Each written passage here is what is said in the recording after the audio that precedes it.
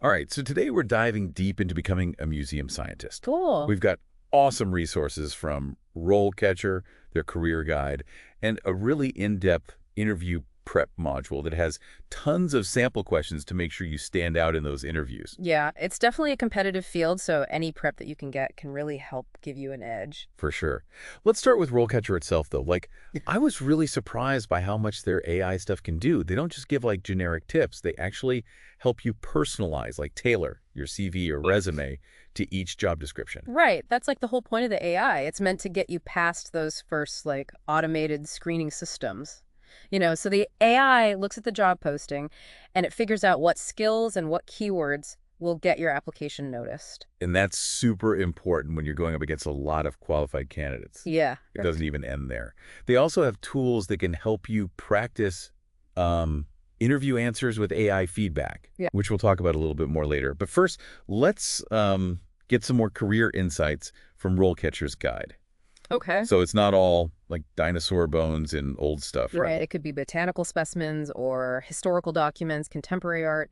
The guide really highlights the wide range of institutions that you could be working at, not just museums, but also art galleries, botanical gardens, all sorts of different places. Yeah, that's really neat. It's easy to think oh, I want to work in a museum, but then forget that there's all these other options out there too. Right. The guide also mentions that this career path can be really rewarding, especially if you're passionate about research, about working with unique objects and helping other people understand the past and the present. Yeah, it definitely sounds like a dream job for the right person. But let's be honest, there have to be some downsides. Yeah, so the guide is very upfront about that. It is a very competitive field, as we've talked about, and sometimes the salaries can be kind of low, Oh, okay. especially early in your career. So it's important to balance your passion with realistic expectations about the job market. Yeah, it's a good reality check. You need to actually really love the field to kind of stick with it through those challenges. Yeah, But knowing what the downsides are can help you plan out your career strategically. absolutely. Okay, so speaking of strategic planning, let's dive into some of those interview questions. Okay. I feel like they're often designed to see not only what you know, but also how you think and how you solve problems. Right. So let's start with the first question. Can you tell us about your experience with scientific research and data analysis? Oh, this is a big one. This is where you're going to show off all of your scientific expertise. So think back to research projects that you've worked on, publications that you've contributed to, data analysis techniques that you've mastered. So don't just say, oh, I'm good with data. You have to actually give them, concrete examples. Exactly. You could say something like, for my master's thesis, I looked at a collection of prehistoric pottery shards, and I analyzed them using the statistical software. You could name the software. And this helped me understand the trade routes during that period. Okay, yeah, that sounds much better. You're giving them specific skills and quantifiable results. Right, exactly. And even better, if you can relate your experience back to the museum you're interviewing at. So let's say it's a maritime history museum. You could talk about your research on ancient shipbuilding techniques, or maybe you analyze some nautical charts. Ooh, that's smart.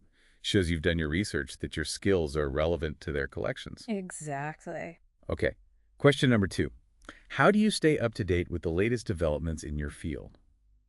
I love this one because it's all about passion and constantly learning. Yeah, and it's not just textbooks. It's journals, conferences, online communities, podcasts, anything that keeps you informed about current research and new trends. So don't just list generic things, Mhm. mention specific journals or recent conferences. Right. And maybe even a really cool research paper that has influenced you, that you found really interesting. Yeah, you could say, I just went to a conference on digital preservation techniques, and that's really sparked my interest in 3D modeling, how to use that to document really fragile artifacts. Yeah. It shows you're not just passively reading stuff, but you're actually thinking about it and applying it. Exactly. It shows you're thinking about the challenges and the opportunities for museums today. Okay. Speaking of which, let's go to question 3. Can you describe your experience working with museum collections? Hmm. Now, this one seems pretty straightforward. But I have a feeling it's more than just saying I've touched old stuff. Right. It's about your training, your certifications, your experience with specific types of collections. Sure. Have you handled fragile textiles, really delicate fossils, large-scale art installations? And it's also about showing you understand museum best practices, right? Yeah. Like collections management, which I'll admit I don't fully get. Yeah, so collections management is all about how you catalog and document objects, making sure they're stored properly, that they're preserved. Basically, it's about keeping the museum's collections safe, organized, and accessible. So if I knew how to use a specific cataloging software or had experience setting up a new storage system, I should mention that. Yeah, absolutely. And highlight any specialized training or certifications you have, like preventive conservation or archival methods. It shows you're committed to doing things the right way and that you can handle valuable and sometimes irreplaceable objects. This is starting to feel pretty real. Yeah. Okay, let's keep going. Question 4 dives into something that seems really fun.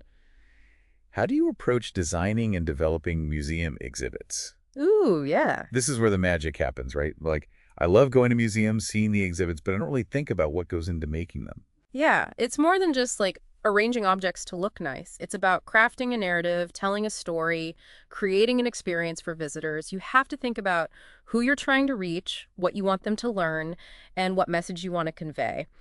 And now, more and more museums are using interactive elements, multimedia, technology to really bring those exhibits to life. Yeah, I love those interactive displays. They make it way more engaging, especially for kids. Exactly. So, when you answer this question, you want to show you understand exhibit design, that you can think creatively, and that you're open to new technologies. Yeah. I might even brainstorm a couple of exhibit ideas that would be relevant to the museum I'm interviewing at, just to show that I'm thinking about their specific collection and their audience. That's a great idea. It shows initiative. Okay, let's switch gears for a second. Talk about money. Question 5. Can you describe your experience with grant writing and fundraising? Hmm. I'm guessing this is really important for museums because they don't exactly have tons of cash lying around. Right. Securing funding is essential. It's how museums operate, buy new objects, create exhibits, run educational programs. Being able to write good grant proposals and build relationships with donors is super valuable. Yeah. So when I answer this question, I'd want to mention any successful grant applications that I've written. Maybe mention specific amounts of money that I helped raise. Yeah. Or the impact that funding had on a project. Be specific. Talk about your role in the process. Did you research funders? Did you develop the budget? Did you write the narrative? Did you present the proposal? All those details show that you know how to get things done in that world. And just like with the exhibit ideas, I could even research funders that fit with the museum's mission. Yeah, show that you're already thinking ahead. Okay, question 6. This one's about people. Can you describe your experience managing museum staff and volunteers? Mm-hmm. So it's not enough to be a great researcher or a creative designer. You also have to be good with people and be able to lead. Right. Museums are all about teamwork. Paid staff, volunteers, everybody's working together. So managing people, delegating tasks, giving feedback, and creating a positive environment, that's all super important. Okay, so here's where I'd talk about any leadership experience I have. Team management, conflict resolution. Yeah, and don't forget about managing volunteers. They're often driven by a passion, not a paycheck, so figuring out how to motivate and keep them around is important. That makes sense. If you've successfully managed a team of volunteers, definitely mention that. Right. Question number 7 brings us back to the heart of museums, education. Can you describe your approach to developing and implementing educational programs for museum visitors? Yeah. This is how museums connect with their communities and inspire the next generation. Right. Museums play a vital role in education. They make complicated subjects understandable, they make history come alive, and they make people of all ages curious about the world. So when I answer this, I want to show that I get different learning styles and that I can design activities that are engaging and that I know how to tailor programs for different audiences. Exactly. Think about the age groups, the interests, the backgrounds of your audience. Are you designing for preschoolers, for families, for adults? What are their learning goals? How can you make the experience fun and educational? Yeah. Again, I might brainstorm some program ideas that link to the museum's current exhibits or their collection. Yeah, show how you would fit in with their existing program. Okay. This is all really helpful. I'm starting to feel much more prepared for those interview questions. Yeah, we've covered a lot, but we still have more to go. In part 2, we'll talk about how RoleCatcher's AI can help you polish those answers, so you're ready to really shine in that interview. Stay tuned. Sounds good.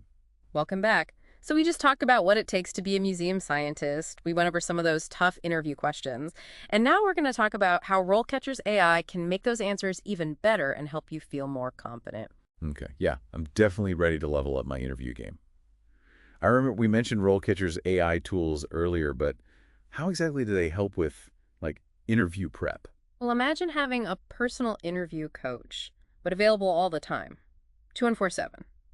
That's kind of what RoleCatcher's AI is like. It looks at your practice answers and it gives you feedback based on the job you're applying for. So it's more than just catching typos or, like, bad grammar. Way more. It's about making sure your answers are relevant and that they show what the interviewers are looking for. Gotcha.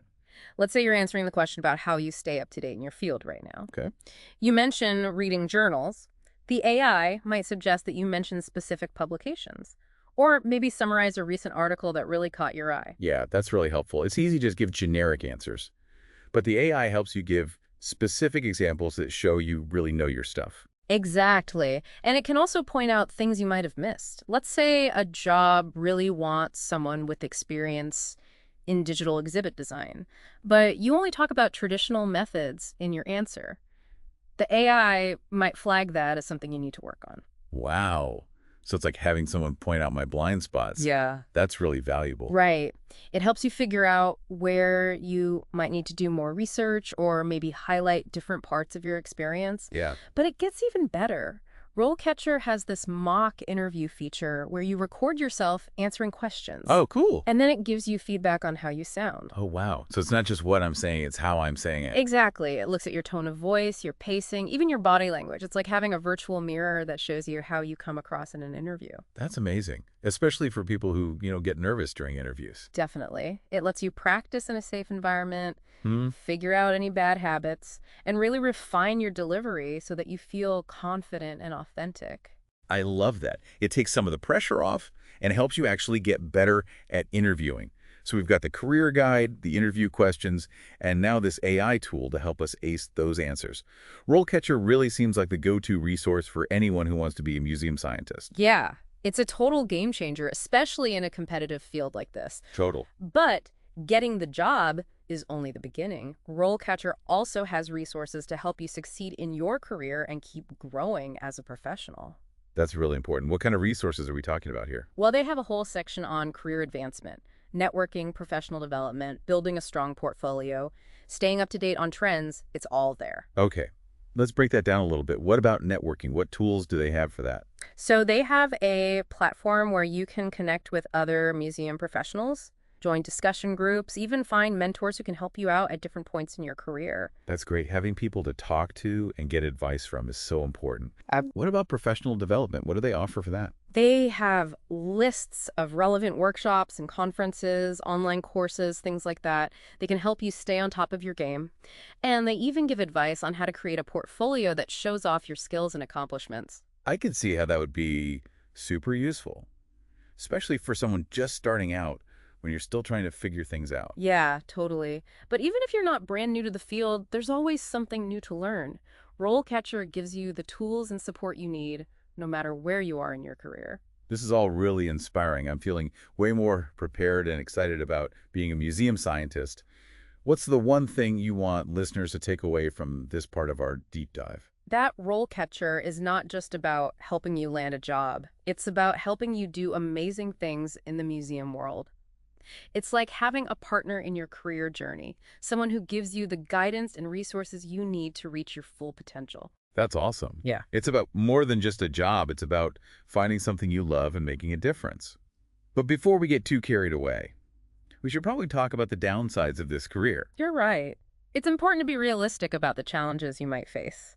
So in part 3, we'll explore some of the potential downsides of being a museum scientist, so you can decide if this path is really right for you. Stay tuned. All right, welcome back to the final part of our museum scientist deep dive. We've talked about the exciting stuff, like what the job's all about, how to handle those tough interview questions, and how RoleCatcher can help with their AI. But before we wrap up, we need to be real about some of the challenges you might run into. Yeah, it's good to have the full picture. A career guide from RoleCatcher is really upfront about some of the downsides. Yeah. Like, it's a really competitive field, as we've mentioned. Right. You're going to be up against a lot of talented people who all want the same jobs. So even if you're super prepared, you might still face some setbacks. Like, you might not get the first job you apply for. Exactly. Rejection is part of any job search. Right. But it can be tough in a field like this where people are so passionate. It's important to keep trying, to learn from every experience and not let those setbacks get you down. Yeah. It's a good reminder that it's not just about having the right qualifications. It's about finding the right fit. And speaking of fit, let's talk about money. Okay. RoleCatcher's Guide is pretty honest about museum salaries, especially when you're first starting out. Yeah, if you're only in it for the money, this might not be the best career choice. Oh, okay. Museum work often needs a master's degree or even PhD, but the starting salaries can be low compared to other science jobs. So you really have to weigh, like, the passion for the work against the financial reality. Exactly. The rewards often come from the work itself, like the thrill of making a new discovery or preserving a piece of history, or the feeling you get when you share knowledge with other people. So it's that sense of purpose that really keeps you going, even when you're not making a ton of money. Right. But it's definitely good to know all of this going in so you can plan accordingly. Yeah. This all brings up a big question. How can someone who wants to be a museum scientist set themselves up for success, like both professionally and financially? The guide has some really good advice. Networking is super important. Going to conferences, joining professional organizations, connecting with people in the field, that can lead to opportunities that you might not have found otherwise. It's about building relationships and learning from people who have been there, done that. Exactly. And start building your portfolio early. Publish your research, volunteer at museums, get involved in projects that showcase your skills and what you're interested in. So even if you haven't landed your dream museum job yet, these are all ways to show that you're serious about this career. Right. And don't forget to keep learning. Museum studies is always changing. New technologies, new research methods, even new ways of getting funding. Staying up to date on all of that will make you a stronger candidate. It sounds like it's that commitment to always learning that's going to make all the difference.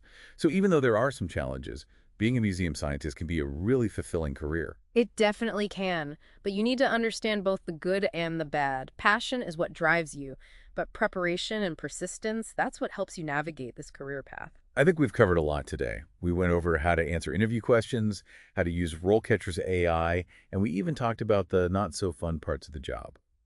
What's the one thing you want listeners to remember from all of this? If you really love museums, don't let the challenges scare you away. With good planning, hard work, and a willingness to embrace both the science and the creative side of things, you can have an amazing career as a museum scientist. And RoleCatcher can help you every step of the way. From polishing your CV to nailing that interview, they've got the resources to make your museum dreams a reality. So go out there, explore, learn, and make your mark on the museum world.